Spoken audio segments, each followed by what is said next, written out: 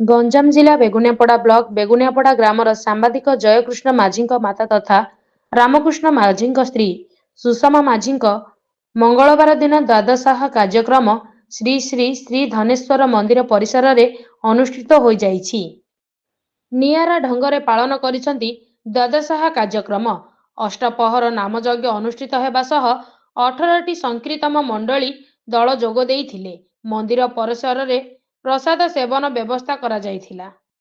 एक भक्तिमय परिवेश रे द्वादशाह कार्यक्रम करुथिबारु धन्यवाद देइथिले बहु प्रशासक। प्रकाश आउकी गत 5 तारिख भोरु गैस जनित समस्या जोगु मृत्युवरण करथिले। से जणे मेलापी धर्मप्रयाणी सुगृहिणी व्यक्ति थिले।